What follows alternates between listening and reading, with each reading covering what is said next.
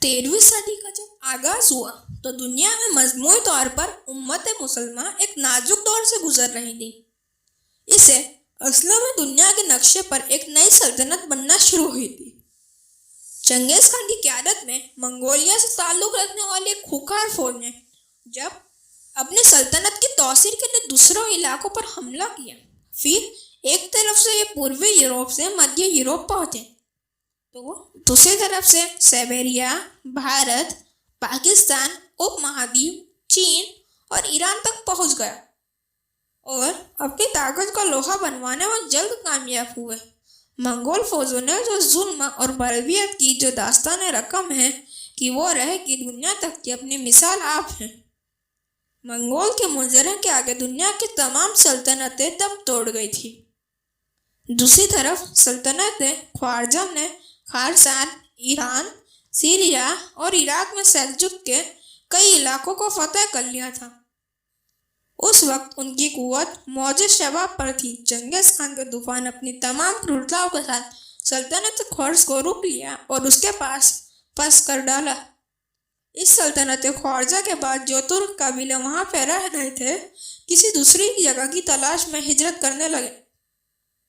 ان میں سے زیادہ تر قبیلہ چرواہے اور خانہ بدوش تھے۔ جہاں سخت علاقہ اور پانی نظر آیا وہ کھمبا گاڑ کر ڈیرا ڈال لیا۔ ان ترک قبیلوں میں سے بعض ایران اور شام پہنچے جبکہ کچھ نے مصر کی جانب ہجرت کی۔ ان ترک قبیلوں میں سے ایک قبیلے کا نام کائی قبیلہ تھا۔ کائی قبیلہ باقی قبیلوں کی طرح سے بڑا اور طاقتور تھا۔ یہ نہایت جنگجو اور قبیلہ تھا۔ قبیلے کے سردار سلیمان شاہ تھے۔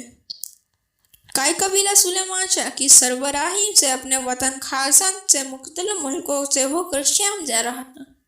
اسی رسنا میں دوہ پڑاؤ پار کرتے ہوئے سردار سلیمان شاہ رکے اور جہاں پر نہ ہو سکا۔ سلیمان شاہ کے 4 بیٹے تھے: سنگر ٹیکن، اندوگدو، ارطغرل اور دندا۔ سلیمان شاہ کی وفات کے بعد کئی قبیلہ منتشر ہو گئے۔ سنگر ٹیکن اور گندوگدو اپنے اہل خانہ اور بہت سے ساتھیوں کے ساتھ اخلاق چلے گئے۔ جو بچ گئے انہوں نے ارطغرل غازی اپنی بہادری کی وجہ سے سردار چن لیا۔ ارطغرل غازی نہایت بہادر اور جنگجو شخصیت تھی۔ اپنے چھوٹے بھائی دندار اور تقریباً 420 گھرانوں مستقبل ہمراہ ایشیا کے کچھ طرف روانہ ہوئے اور سلجوق سلطنت میں داخل ہو گئے۔ سلجوق اس وقت کے حکومت کے سلطان علاؤالدین تھے جو اپنے عدل و انصاف کی وجہ سے بہت شہرت رکھتے تھے۔ ارطغرل غازی جب اپنے قبیلے کو ہمراہ سلطنت علاؤالدین کے زیر سایہ پناہ لینے تب کونیا کی طرف جا رہے تھے تو راستے میں انقرہ کے قریب ارطغرل غازی کو 2 فوجیں مشرفہ جنگ کا نظر آئی۔ ارطغرل غازی کسی سے فارغ نہ تھے لیکن یہ دیکھ تعداد کے لحاظ میں وہ کمزور اور دوسری طاقتور ہیں۔ اپنے سواروں مستفنگ دستان کے ساتھ کی پوری تعداد کے ساتھ 440 تھی۔ ہمیتک کے لیے بڑھے اور اپنے تھوڑے سپاہیوں کے ساتھ مخالف فوج پر اچانک اور تیز حملہ کر دیا۔ مختلف فوج ڈر گئی اور سمجھ گئی ان کو کہیں نہ کہیں سے مدد مل گئی ہے اور وہ فوج جیتے جیتے ہار مان گئی۔ ان کے بعد میں معلوم ہوا کہ ارطغرل غازی نے جس فوج کے ساتھ دیا تھا وہ فوج سلطان علاؤالدین کی تھی۔ مختلف فوج کے بارے میں اختلاف پایا جاتا ہے کہ بعض کے نزدیک عیسائی فوجی تھے۔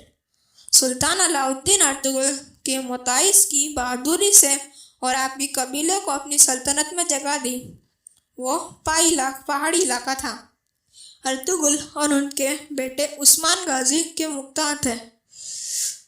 سن 1288 ارطغرل غازی نے 90 سال کی عمر میں انتقال کر دیا۔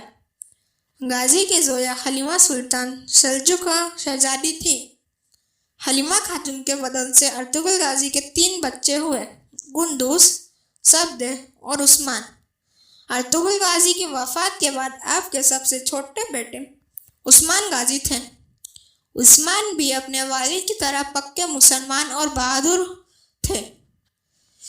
ہونے کی فتح کے حصول زرہ رکھنے 1299 میں سلجوق سلطنت پوری طرح سے ختم ہو گئی۔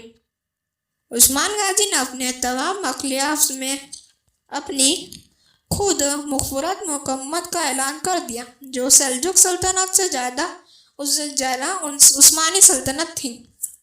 دنیا کے نقشے پر عثمانی سلطنت کا سورج ٹیلو اٹھا اور تقریباً 650 سال تک چمکتا رہا، جس کی بعد 3 مہادیپ 2 کروڑ کلومیٹر تک پہنچی۔